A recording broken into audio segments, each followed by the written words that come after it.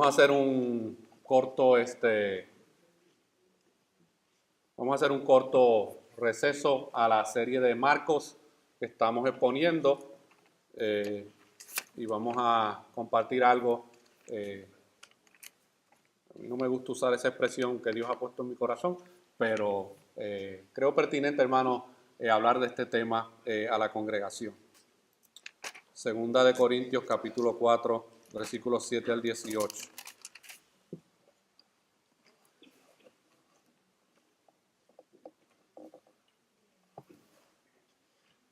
La iglesia, hermanos, en estos últimos 3 años, Dios ha hecho grandes cosas en medio nuestro. Cosas que realmente somos inmerecedores de ellas. Uno sale respondiendo al llamado del Señor a plantar una iglesia, pero uno no sabe qué va a pasar ni cómo se van a dar las cosas. Pero nosotros, hermanos, hemos visto la gracia de Dios en este lugar. Hemos visto vidas salvadas, transformadas. Hemos visto vidas llegando a las aguas. Hemos visto personas que creían que eran creyentes y se dieron cuenta que no lo eran. Y no porque somos una iglesia bautista, hermanos, simplemente por el hecho de que la palabra y el evangelio fue predicado y Dios trajo convicción en los corazones. Hemos visto cómo otras familias han ido llegando a la congregación en estos últimos 3 años. Pero también, hermanos, hemos visto eventos que han sucedido en la vida de muchos de ustedes, tanto a nivel personal como a nivel familiar. Y a veces esas cosas, hermanos, se convierten en situaciones dolorosas, en situaciones que traen desánimo, que pueden traer desaliento a la vida de nosotros como creyentes y como comunidad de fe. Y por eso yo quiero en esta tarde hablar acerca de esta porción de la palabra, y si podemos ponerle un título, un nombre: derribados pero no destruidos. Derribados pero no destruidos. Vamos a leer la palabra del Señor. Y yo le voy a pedir que mientras yo ore, usted también ore por mí, para que el Señor nos hable en esta tarde. Dice la palabra del Señor ahí en 2 de Corintios 4, del 7 al 18. Pero tenemos este tesoro en vasos de barro, para que la excelencia del poder sea de Dios y no de nosotros. Que estamos atribulados en todo, mas no angustiados. En apuros, mas no desesperados. Perseguidos, mas no desamparados. Derribados, pero no destruidos, llevando en el cuerpo siempre por todas partes la muerte de Jesús, para que también la vida de Jesús se manifieste en nuestros cuerpos. Porque nosotros que vivimos siempre estamos entregados a muerte por causa de Jesús, para que también la vida de Jesús se manifieste en nuestra carne mortal. De manera que la muerte actúa en nosotros y en vosotros la vida. Pero teniendo el mismo espíritu de fe, conforme a lo que está escrito, creí, por lo cual hablé. Nosotros también creemos, por lo cual también hablamos, sabiendo que el que resucitó al Señor Jesús, a nosotros también nos resucitará con Jesús y nos presentará juntamente con vosotros, porque todas estas cosas padecemos por amor a vosotros, para que abundando la gracia por medio de muchos, la acción de gracias sobreabunde para gloria de Dios. Por tanto, no desmayamos.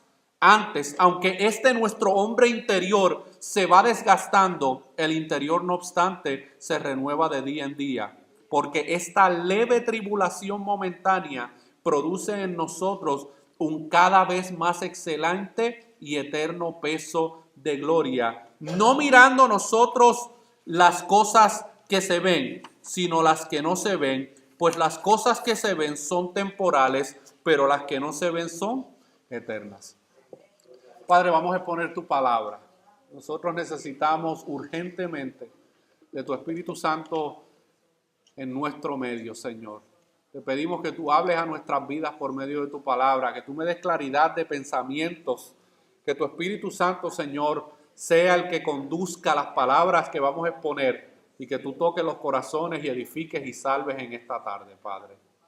Bendice a tu pueblo de manera especial por medio de tu palabra. Todo esto te lo pedimos en el nombre de Jesús. Amén y amén. Si usted ha tenido la oportunidad de conocer un poco acerca de estas cartas de Primera y Segunda de Corintios, usted se va a dar cuenta de algo. La primera carta a los Corintios es una carta muy conflictiva, mis hermanos. Es una carta donde hay algunas palabras de aliento, pero la mayoría de la carta es una carta de corrección. Esta iglesia en Corintios era una iglesia que había sido salvada por medio del evangelio, pero era una iglesia problemática. Habían todo tipo de situaciones. Había inmoralidad sexual, habían divisiones, había juicio y prejuicio por parte de los ricos hacia los pobres, había abusos en la cena del Señor, había abuso de los dones del Espíritu Santo. Era un caos, hermanos. Había borrachera entre los hermanos y hermanas de la iglesia. Era un conflicto esta iglesia de Corintios. Y Pablo, hermano, escribe Primera de Corintios para atender algunas de esas problemáticas que habían en esta congregación y contestar algunas preguntas que la gente en Corintio tenía acerca del matrimonio, de la resurrección, de la venida de Cristo. Habían falsos maestros que se habían infiltrado en Corintio, estaban desviando al pueblo de la verdad. Pero ya cuando llegamos a Segunda de Corintios, el tono que el apóstol Pablo utiliza en esta carta es muy distinto al tono que usted puede leer y puede percibir en la primera carta de Corintios. Esta carta de Segunda de Corintios, hermano, pretende proveer aliento a una iglesia que por causa de diferentes padecimientos se encuentra desanimada y se encuentra en desesperación. El mismo apóstol Pablo estaba experimentando un tiempo agudo de tristeza y de sufrimiento en su vida. Y esta carta a los Corintios pretende dar ánimo a los creyentes, mis hermanos. Sí, hay algunas correcciones aquí y allá, pero no es el mismo tono de la carta de Primera de Corintios. El apóstol Pablo está experimentando personalmente un sinnúmero de sufrimientos y se los quiere compartir a la iglesia en Corintios para que ellos entiendan que también él entiende los sufrimientos y los padecimientos que ellos están pasando como congregación, mis hermanos. Pero hay un contexto a estos versículos 7 al 18 que yo quiero que primero consideremos para poder entender el contexto de este pasaje. Y si usted me acompaña a los versículos 1 al 6, de ahí de Segunda de Corintios 4, versículos 1 al 6, ahí usted va a entender el contexto de cómo Pablo comienza a hablar antes de hablar de los sufrimientos y de los padecimientos que él estaba padeciendo en Cristo. Segunda de Corintios 4, versículos 1 al 6. Pablo comienza a establecer unas bases fundamentales acerca del evangelio y sus efectos. El evangelio tiene unos efectos en la vida de aquellos que son expuestos a ella. Como hemos dicho anteriormente, el evangelio o salva o endurece el corazón. Pero una de las dos cosas va a suceder cuando el evangelio es expuesto. Y Pablo aquí comienza estableciendo el fundamento del evangelio para luego hablar del sufrimiento y cómo entender el sufrimiento en la vida del creyente. Y dice el versículo 1, por lo cual, teniendo nosotros este ministerio según la misericordia. ¿A cuál ministerio se está refiriendo Pablo? Al ministerio de la predicación del evangelio. Por lo cual, teniendo nosotros este ministerio según la misericordia que hemos recibido, no desmayamos. Antes bien, renunciamos a lo oculto y vergonzoso, andando con astucia, ni adulterando la palabra de Dios, sino por la manifestación de la verdad, recomendándonos a toda conciencia humana delante de Dios. Pero si nuestro evangelio aún está encubierto, entre los que se pierden está encubierto. En otras palabras, nosotros hemos hecho nuestro trabajo de predicarles el evangelio a ustedes. Ahora, hay una realidad espiritual. Aunque Pablo ha predicado el evangelio en esta ciudad de Corinto y algunos han creído en él y sus ojos han sido alumbrados, también hay una multitud de personas en Corinto que todavía sus ojos están ciegos. Y por eso en el versículo 4, Pablo establece la verdadera condición espiritual de aquellos que no están en Cristo. Y dice, en los cuales el Dios, y no sé si se fija que Dios está ¿qué? En minúscula. No se está refiriendo al Dios creador de todas las cosas. Se está refiriendo, hermanos, al Dios de este siglo representado por Satanás, en los cuales el Dios de este siglo cegó el entendimiento de los incrédulos. ¿Para qué? Para que no les resplandezca la luz del evangelio de la gloria de Cristo, el cual es la imagen de Dios. Porque no nos predicamos a nosotros mismos, sino a Jesucristo como Señor, y no a nosotros como vuestros siervos por amor, y a nosotros como vuestros siervos por amor de Jesús. Porque Dios, que mandó que de las tinieblas resplandeciese la luz, es el que resplandeció en nuestros corazones para iluminación del conocimiento de la gloria de Dios en la faz de Jesucristo. Así que aquí hay tres cosas que Pablo está estableciendo. Número uno, la proclamación fiel y clara del evangelio que él había hecho en esta ciudad de Corinto. Pero también estableció la verdadera condición pecaminosa del hombre. ¿Y cuál es la verdadera condición pecaminosa del hombre? El que no está en Cristo está ciego a las verdades espirituales. Su entendimiento está entenebrecido, por eso no puede entender ni comprender el evangelio de Jesucristo. Pero Dios en su misericordia ha resplandecido su luz y ha quitado la venda espiritual de aquellos que han creído en el mensaje del evangelio.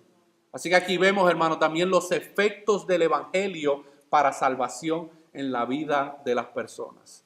Y es sobre este contexto que Pablo entonces ahora va a comenzar a hablar de algunos momentos difíciles que él está experimentando en su vida. Y si usted me acompaña al principio de la carta, en 2 de Corintios capítulo 1, versículos 1 al 8, el apóstol Pablo comienza esta carta hablando de algunos de estos sufrimientos que él está padeciendo.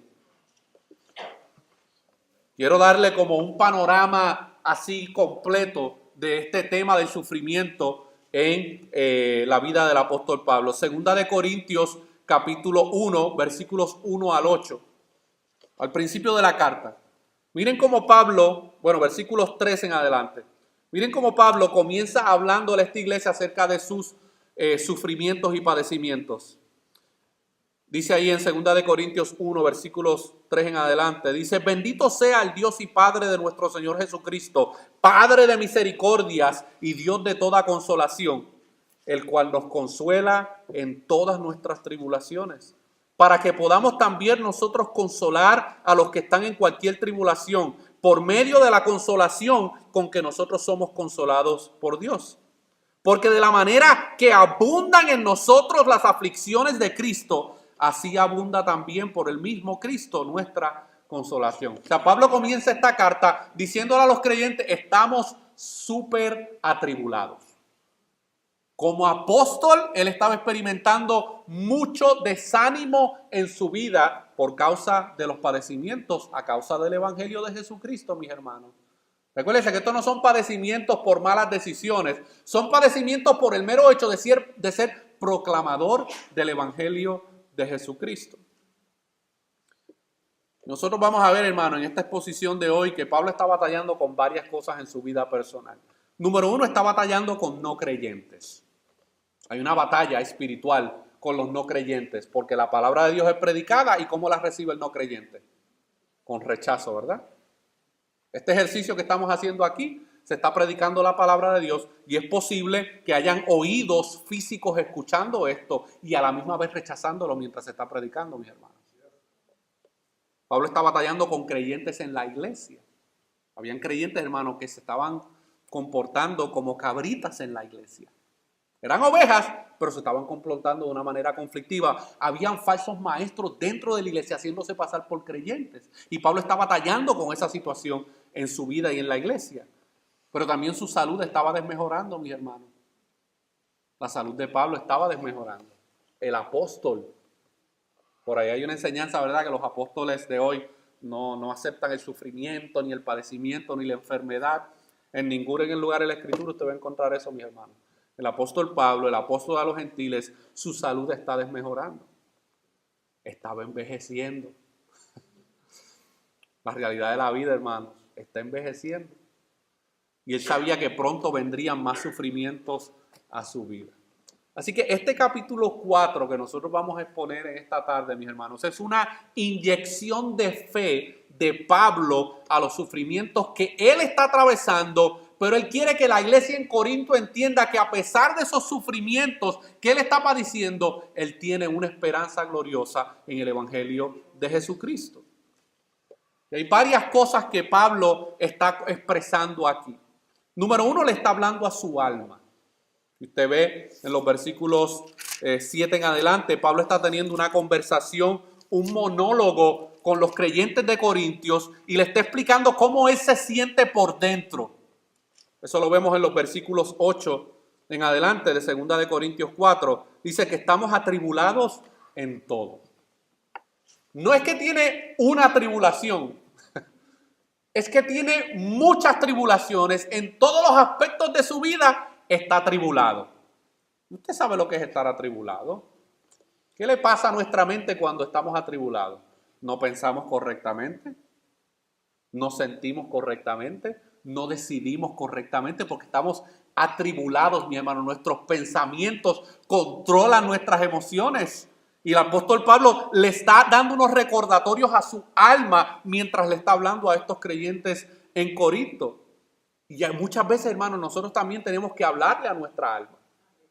A veces nos tenemos que sentar y realmente meditar en las verdades bíblicas que hemos sido expuestos de la palabra del Señor. Y tenemos que hablarnos a nosotros mismos para poder reafirmar y fortalecer nuestra vida espiritual.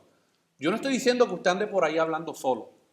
Porque si usted hace mucho de eso, lo van a hospitalizar. Pero estoy hablando de que usted se siente, usted solo, a hablarse a sí mismo, dentro de sí, a meditar realmente. Sí, estoy atribulado en todo, pero ¿qué dice la palabra del Señor? Sí, estoy angustiado, pero no estoy apurado.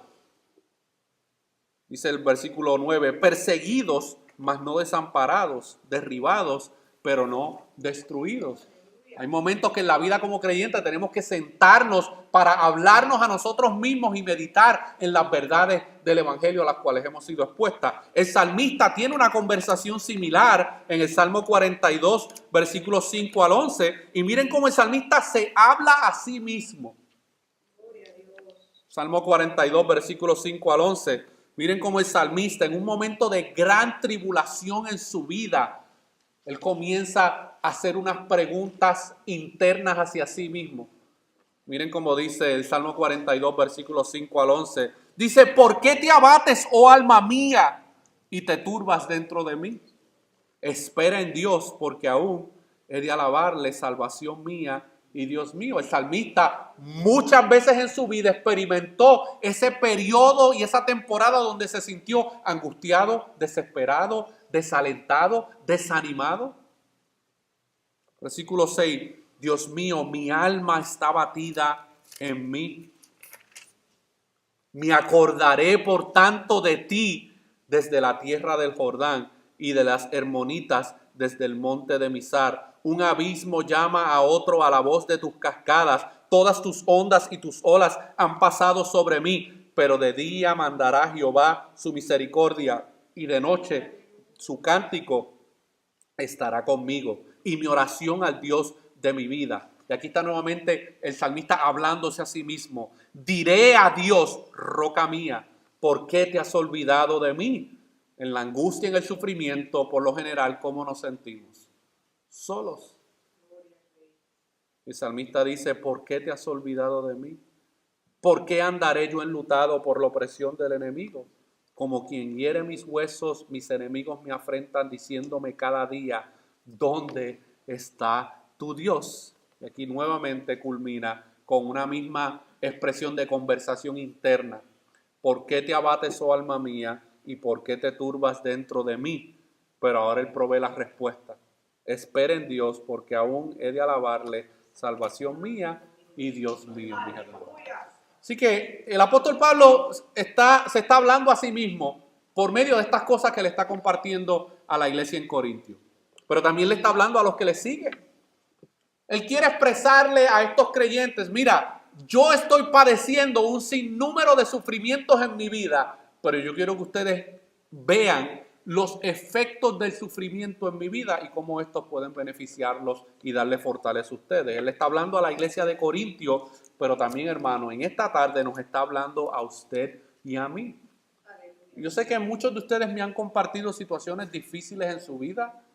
Hay algunos que pues son muy reservados y no las comparten, pero yo sé, hermano, que cada uno de ustedes tiene una historia de desánimo, tiene una historia de soledad, tiene una historia de depresión, tiene una historia donde se ha sentido deprimido, triste, solo, abandonado. Y yo quiero que en esta tarde nosotros veamos a través de la palabra del Señor dónde debe estar nuestra fortaleza en todo momento, mis hermanos.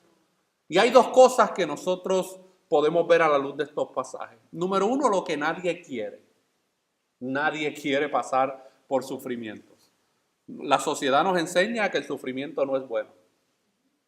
Lamentablemente, mucho evangelio del que se predica por ahí también enseña esta mentira del rechazo al sufrimiento, mis hermanos. ¿Qué es lo que nadie quiere? Nadie quiere desfallecer. Y esta palabra desfallecer se llama perder la fuerza, significa perder las fuerzas a causa del cansancio o de una emoción. El apóstol Pablo ha experimentado ese sentimiento de desfallecer, donde emocionalmente y físicamente está tan y tan cansado que no quiere seguir hacia adelante. ¿Y qué es lo que todos quieren? Ser renovados. Eso era lo que el salmista expresa en el Salmo 42. Él expresa ese sentimiento de que está desfalleciendo por lo que está padeciendo, pero luego responde a su misma pregunta. Espera en Dios porque aún he de alabarle. Todo creyente verdadero quiere ser renovado en medio de su sufrimiento. Por eso nos preguntamos hasta cuándo hemos de padecer esta situación, hasta cuándo hemos de soportar este conflicto en mi vida personal. Todos sabemos, mis hermanos, que los sentimientos de fortaleza, esperanza, vitalidad, valor y entusiasmo por la vida duran solo un poco y tienden a desaparecer. Y a veces vamos por la vida pensando de que toda nuestra vida será así, un tiempo de esperanza, un tiempo de valor, un tiempo de entusiasmo, pero cuando la carreta de la vida da vueltas y nos damos cuenta, hermanos, que esos sentimientos a veces de gozo, de felicidad, de estabilidad son menos que los momentos donde hay tristeza, soledad, desesperación y desánimo, tenemos que tener como creyente una perspectiva bíblica para saber cómo lidiar con esta situación, mis hermanos. Porque de lo contrario vamos a recurrir a otros métodos que no tienen el poder para realmente renovar espiritualmente nuestra vida. La vida no es estática ni estable. A veces se está arriba y otras veces se está abajo. Y hay veces, hermanos, que no salimos de abajo. Es constantemente una lucha. No sé si ha visto, perdóneme la descripción, no estoy comparando a nadie con esto, pero no sé si se ha visto los hámsters que los ponen en una ruedita y empiezan a correr así en la ruedita y el hámster cree que está avanzando para algún sitio, pero no avanza para ningún lado. Muchas veces la vida cristiana es así. Estamos corriendo la vida cristiana, caminando en Cristo y no vemos avance en nuestra vida, mis hermanos. Y Pablo se sentía de esa manera y es lo más probable que la iglesia en Corintio también se sentía de esa manera. Nuestras fuerzas, hermanos, son renovadas, gastadas, renovadas y nuevamente gastadas y nuevamente renovadas. Una reunión como esta ayuda a que usted sea renovado espiritualmente cuando usted toda la semana estuvo batallando con cosas totalmente contrarias a Dios. Y este tipo de reunión, hermanos, que sean cortas, sirven de edificación mutua para su vida espiritual. Pablo entendía esta realidad de una manera muy clara cuando en Filipenses 4, versículos 11 al 13, miren cómo Pablo entendía esta realidad de que a veces se está arriba y a veces se está abajo. Filipenses capítulo 4, versículos 11 al 13. A la gente le encanta citar el 13. Todo lo puedo en Cristo que me fortalece. Voy a montar un negocio, todo lo puedo en Cristo que me fortalece. Voy a, a entrar a alguna carrera, todo lo puedo en Cristo que me fortalece. Bueno, pasa que todo lo puedo en Cristo que me fortalece tiene un contexto. Y ese contexto dice lo siguiente. Filipenses 4, versículos 11 al 13 dice: no lo digo porque tenga escasez, pues he aprendido a contentarme cualquiera que sea mi situación.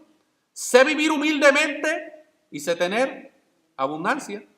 En todo y para todo estoy enseñado, así para estar saciado como para tener hambre, así para tener abundancia como para padecer necesidad. Todo lo puedo en Cristo que me fortalece. La vida cristiana, mis hermanos, de la misma manera en que Pablo experimentaba, está llena de esos momentos de abundancia, pero también momentos de escasez. Está llena de momentos donde nos sentimos bien emocionalmente y hay muchos momentos en la vida cristiana donde nos sentimos, como el apóstol comparte aquí en 2 de Corintios capítulo 4, versículo 7 en adelante. El apóstol Pablo, hermano, experimentaba lo que muchos de nosotros experimentamos. Y lo más probable la iglesia en Corintio también estaba experimentando, y es lo que se conoce como el desánimo. El desánimo, hermano, es decaimiento. Es cuando usted está en un estado de ánimo y usted decae.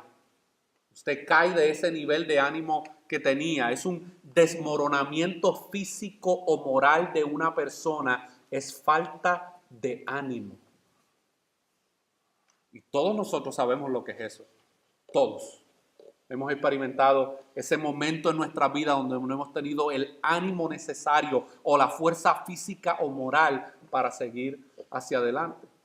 Y 2 de Corintios capítulo 4 versículos 8 al 12, que es el pasaje que estamos tratando de exponer, mis hermanos, revela esa realidad entre la vida de sufrimiento en Cristo, pero también la vida gloriosa que se vive en Cristo. Miremos algunas de las verdades que Pablo presenta aquí. Comencemos desde el versículo 7. Dice, pero tenemos este tesoro en vasos de barro.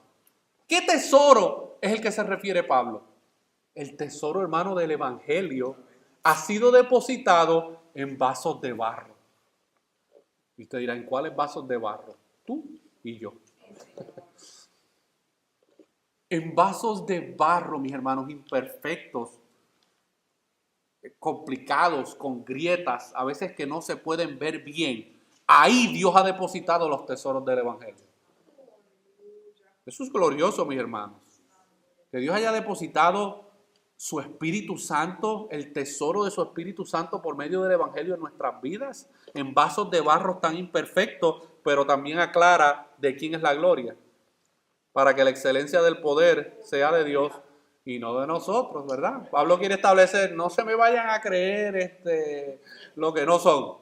Ustedes son unos vasitos de barro sobre los cuales Dios ha tenido misericordia y les ha depositado dentro de ustedes unos tesoros incalculables. Pero Pablo también comparte esta sensación de lo que estaba experimentando, que estamos atribulados en todo, mas no angustiados. Dos verdades totalmente opuestas, mi hermano. Atribulado en todo, pero a la misma vez él no se sentía angustiado. En apuros, mas no desesperado. Cuando nosotros estamos en apuros, ¿qué es lo que tratamos de hacer?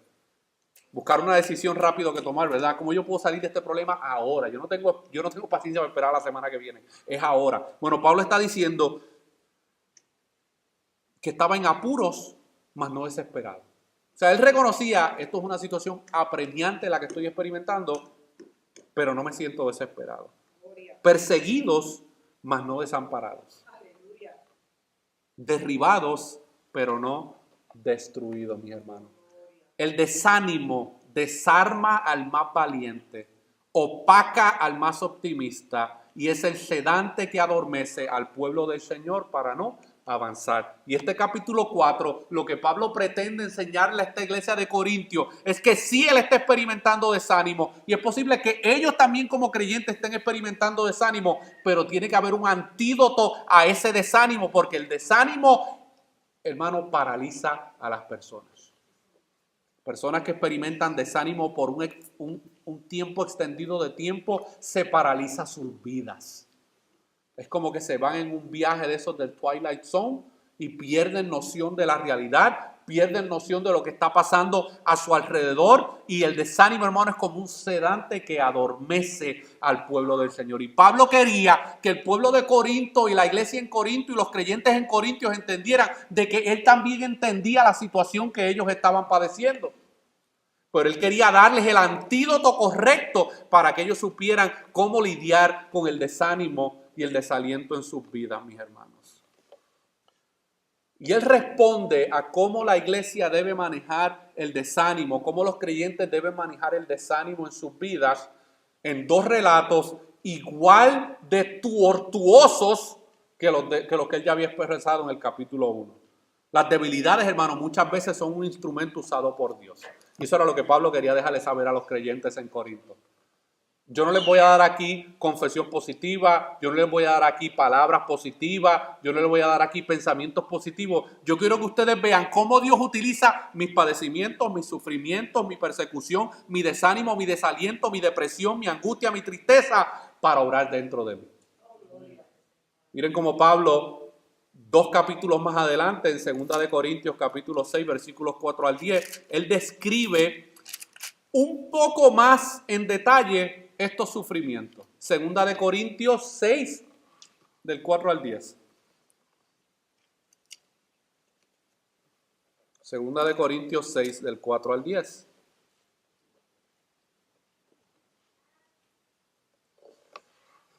Aquí yo quiero que usted comience a ver algunas de las cosas que estaban causando desánimo en la vida del apóstol Pablo. Y dice, antes bien, nos recomendamos en todo como ministros de Dios. ¿Por qué Pablo tiene que hacer esto? Había un grupo de falsos creyentes en Corintio y falsos maestros que estaban desacreditando el carácter y el llamado del apóstol Pablo. Y él tiene que decir, antes bien, nos recomendamos en todo como ministros de Dios, en mucha paciencia, en tribulaciones, en necesidades, en angustias, en azotes, en cárceles, en tumultos, en trabajos, en desvelos, en ayunos, en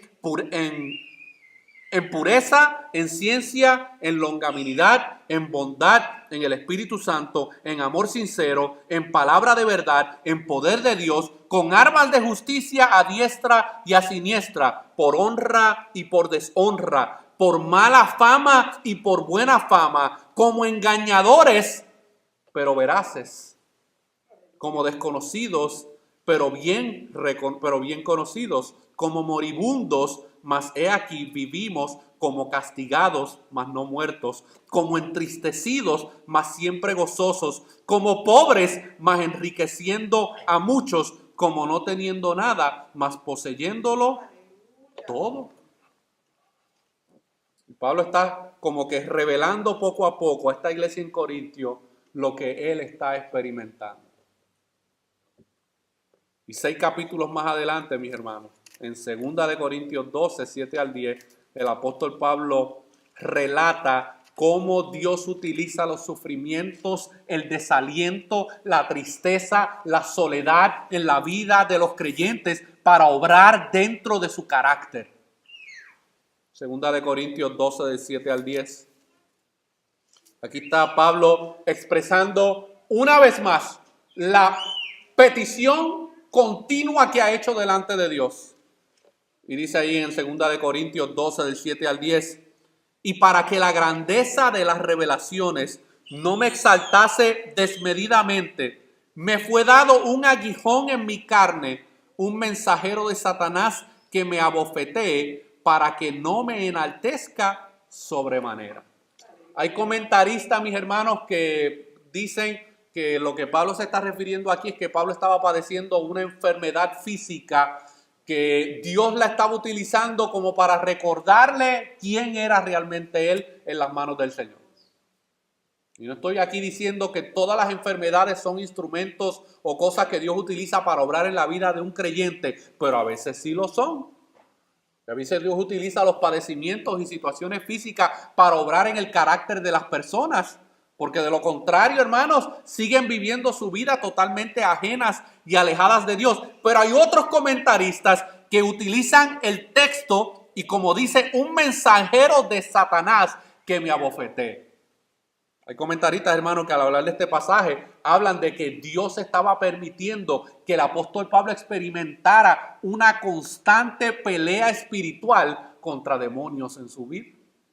Constantemente Pablo tenía que lidiar y pelear con estas huestes espirituales, estas potestades y principados, hermanos.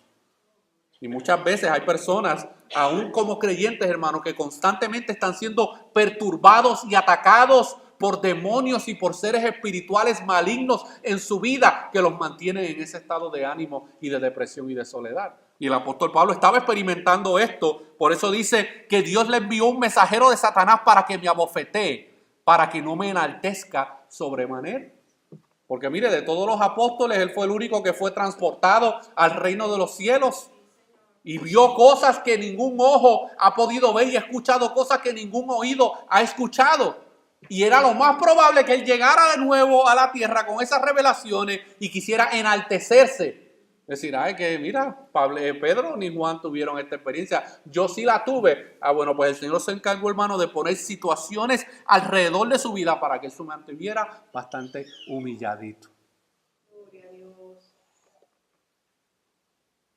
Dice el versículo 8, respecto a lo cual 3 veces he rogado al Señor que lo quite de mí. Y me ha dicho, bástate mi gracia, porque mi poder se perfecciona en la debilidad. Por tanto, de buena gana me gloriaré, más bien en mis debilidades, para que repose sobre mí el poder de Cristo. Por lo cual, por amor a Cristo, me gozo en las debilidades, en afrentas, en necesidades, en persecuciones, en angustias, porque cuando soy débil, entonces soy fuerte.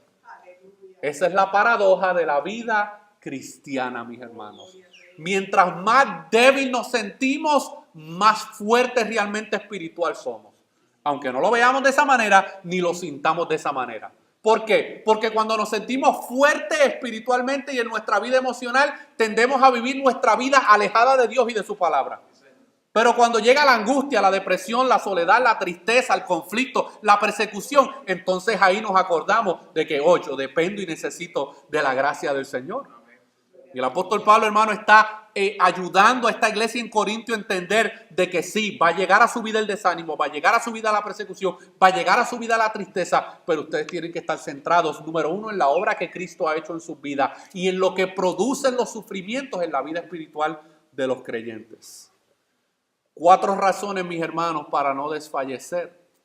Nosotros podemos ver en los versículos 16 al 18, de ahí del capítulo 4, que Pablo identifica 4 razones por las cuales los creyentes no deben desfallecer. Dice el versículo 16, por tanto no desmayamos. Antes, aunque nuestro hombre exterior se va desgastando, el hombre interior, no obstante, se renueva de día en día. Y eso es una realidad que está sucediendo en la vida de todo creyente. Físicamente, hermanos, estamos experimentando un decaimiento físico. Las fuerzas físicas que yo tenía hace 20 años atrás, no las tengo hoy. Mi cuerpo se está desgastando. El cuerpo del apóstol Pablo se estaba desgastando físicamente. Pero mientras esa realidad externa estaba sucediendo, ¿qué era lo que estaba pasando en el interior de su vida? Mientras nuestro hombre exterior se va desgastando, el interior, no obstante, se renueva de día en día.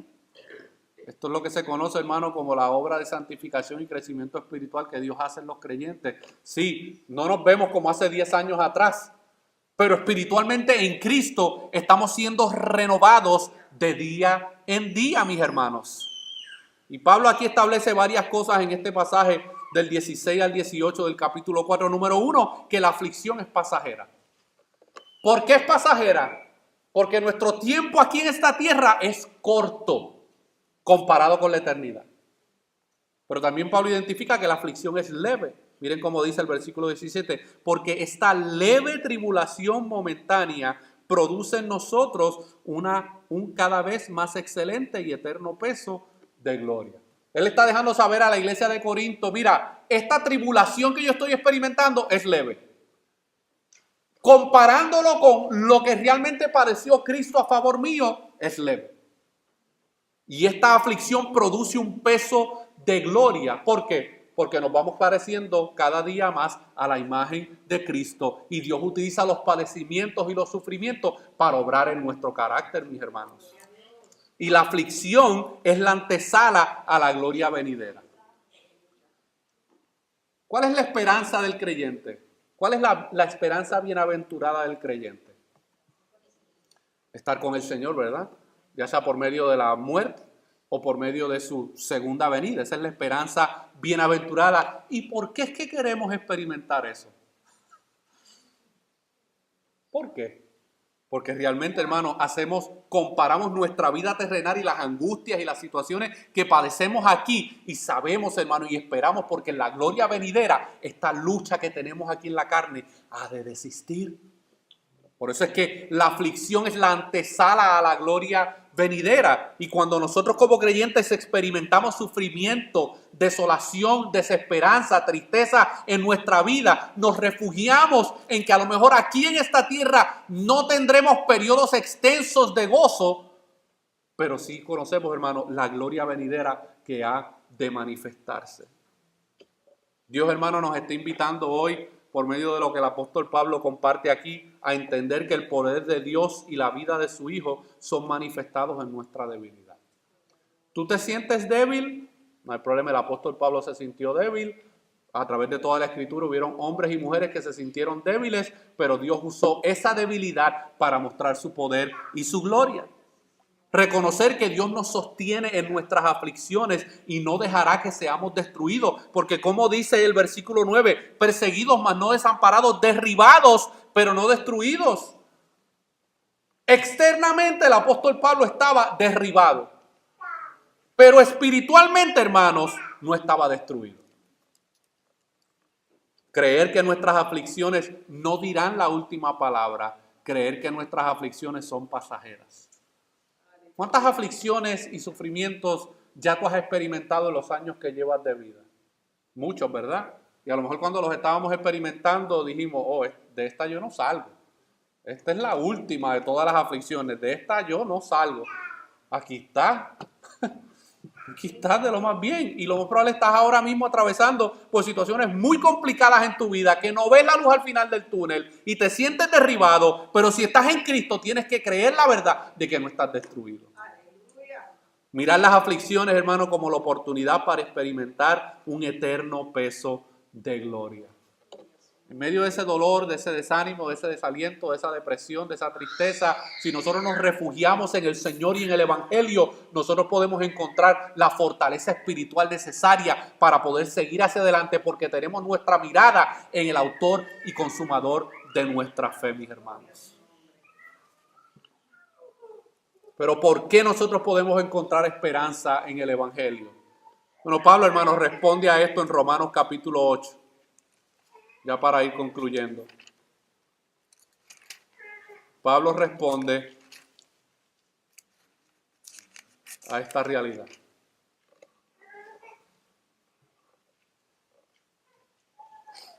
Un pasaje que lo hemos leído muchas veces.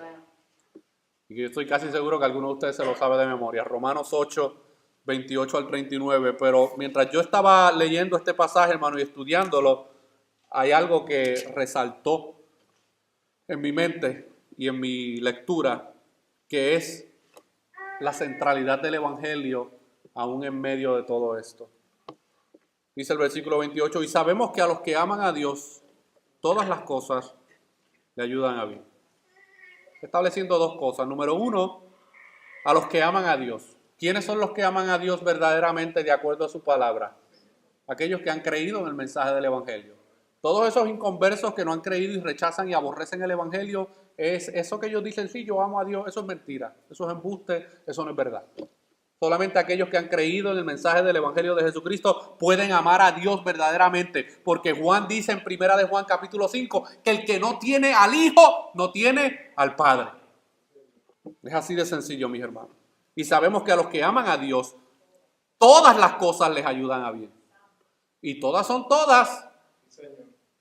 Las malas, las buenas, la soledad, la alegría, la tristeza, el gozo, la persecución, todas las cosas ayudan a bien. Esto es, y aquí obviamente está presentando el ordo salutis de nuestra salvación. Esto es a los que conforme a su propósito son llamados. Porque a los que antes conoció, esa palabra conoció, hermano, no es de conocimiento de conocer. Está hablando de un afecto intencional. Hay versiones que lo presentan como a los que amó de antemano.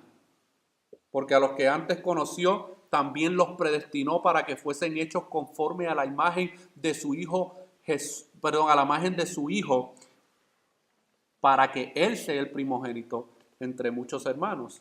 Y a los que predestinó, a estos también llamó. Y a los que llamó, a estos también justificó. Y a los que justificó, a estos también glorificó. Aquí está presentando, hermanos, cómo el pecador llega a la salvación. Está estableciendo las bases del evangelio.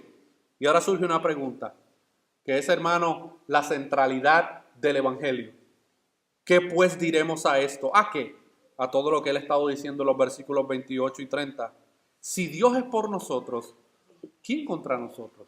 O sea, si Él nos amó de antemano, si Él nos predestinó de antemano, si Él nos llamó de antemano, si Él nos justificó de antemano y Él nos glorificará, ¿qué pues diremos a esto? Si Dios por nosotros, ¿quién contra nosotros? Y aquí está, hermano, el fundamento de nuestra esperanza en medio del sufrimiento y de la soledad y del desánimo. El que no escatimó ni a su propio Hijo, sino que lo entregó por todos nosotros, ¿cómo no nos dará también con Él todas las cosas? Eso incluye el sufrimiento, eso incluye el dolor, eso incluye la tristeza, eso incluye la soledad, hermano. Todas esas cosas Dios las utiliza para formar a su Hijo en nuestras vidas, pero todas ellas están fundamentadas sobre la centralidad del mensaje del Evangelio, porque el que no escatimó ni a su propio Hijo, el Padre no escatimó ni a su propio Hijo, sino que lo entregó por todos nosotros, ¿cómo no nos dará también con Él todas las cosas? Si lo más grande que Dios podía hacer por nosotros y a favor nuestro era darnos a su Hijo, ¿tú crees que las preocupaciones, tristeza, soledad, desesperación, desánimo, todos estos sentimientos adversos que experimentamos no estaban en la cruz también mientras Él estaba muriendo a favor nuestro? Y es ahí en el versículo 33, hermano, donde hay unas preguntas, pero unas contestaciones que proveen esperanza para nuestra vida. ¿Quién acusará a los escogidos de Dios? ¿Quién? ¿Quién se va a atrever? En otras palabras, ¿quién tiene la osadía de atentar contra los escogidos de Dios? Dios es el que justifica.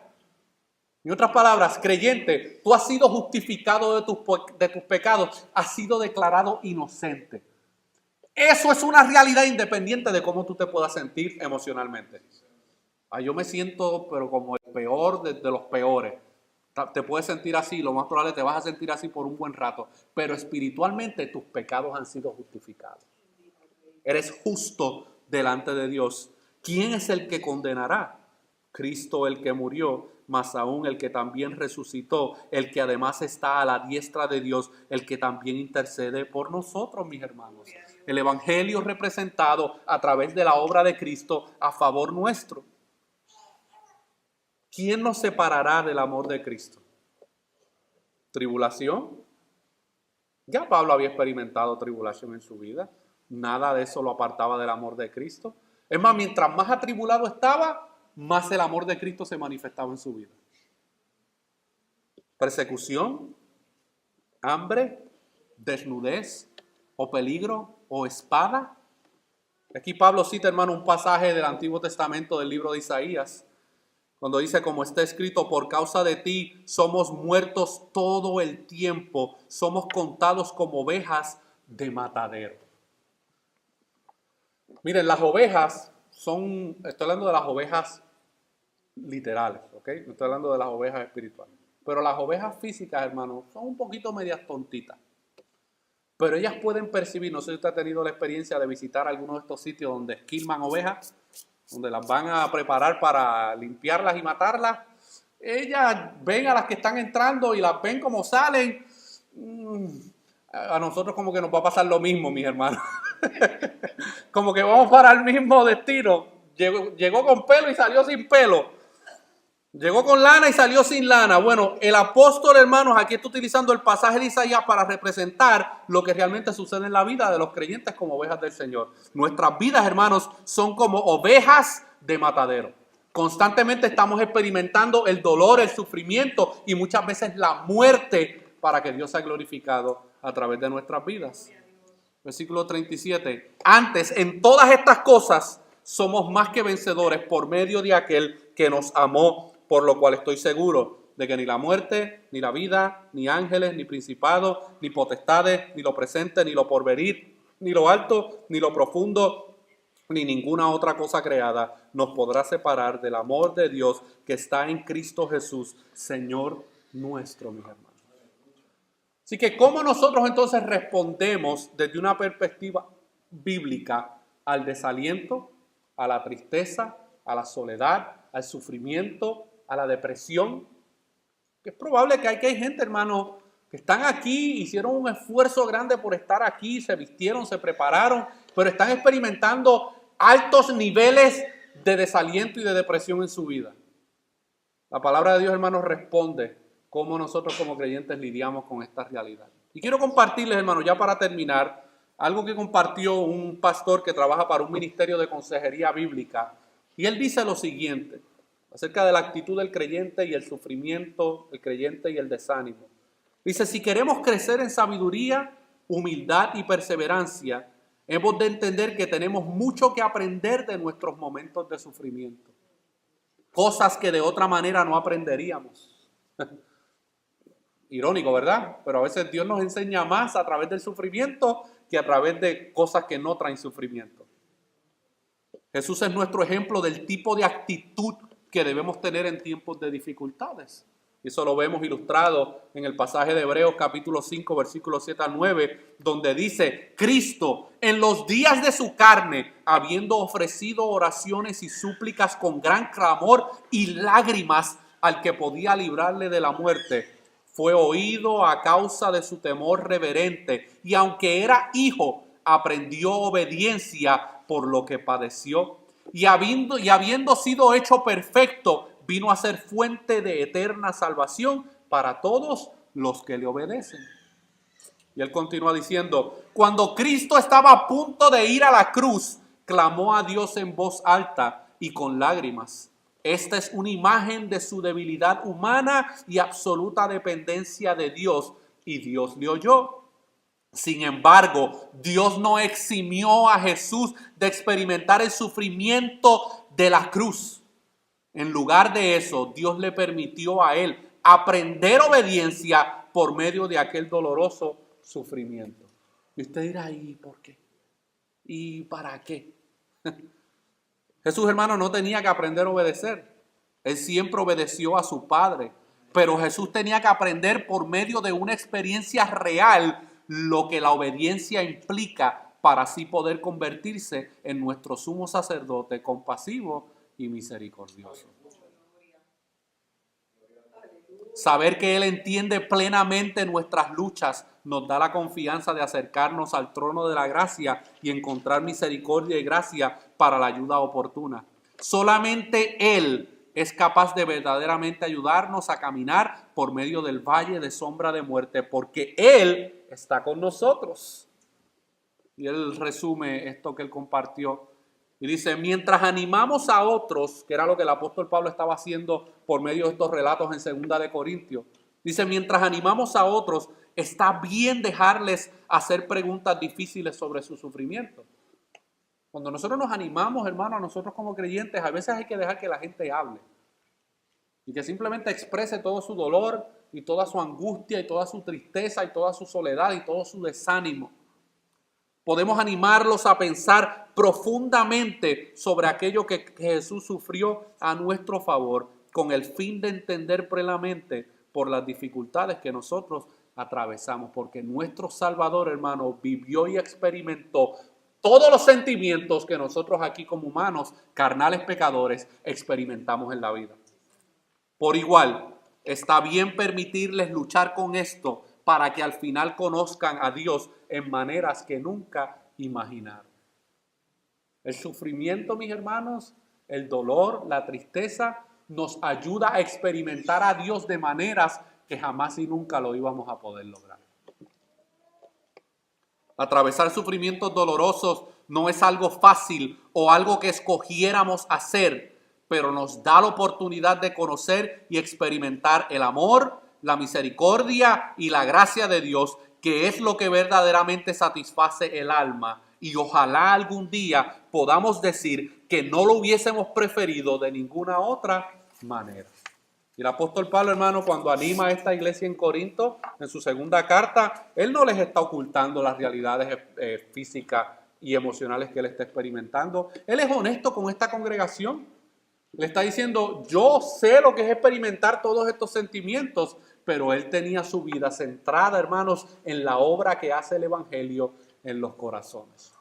Y mis palabras de ánimo, mis hermanos, en esta tarde para cada uno de ustedes, que yo sé que muchos de ustedes están experimentando por momentos difíciles en su vida.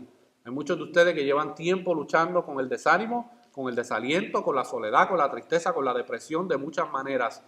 La única esperanza para tu vida en medio del sufrimiento es Cristo y su Evangelio.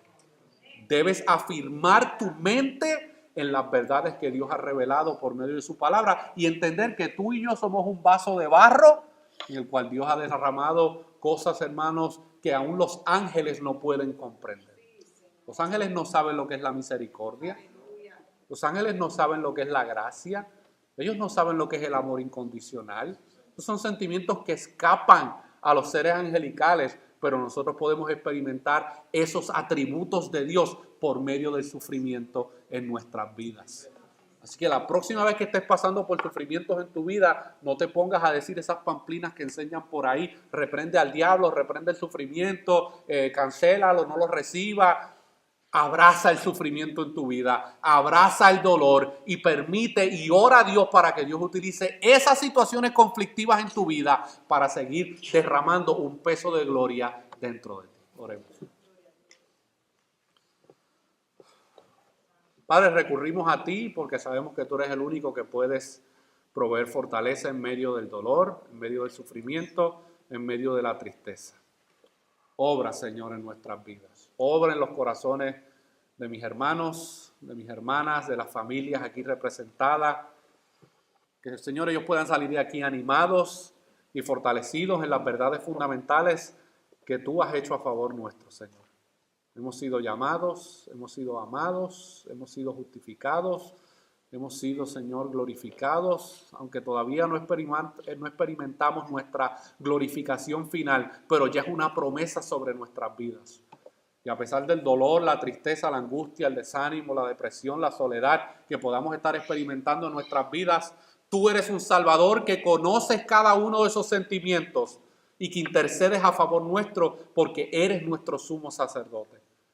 Y tú padeciste todo lo que nosotros padecemos aquí en la tierra, pero fuiste obediente hasta la muerte y muerte de cruz. Y ahora puedes interceder a favor nuestro porque conoces nuestras debilidades, pero también usas esas debilidades para obrar en nuestra vida y fortalecer nuestro hombre interior.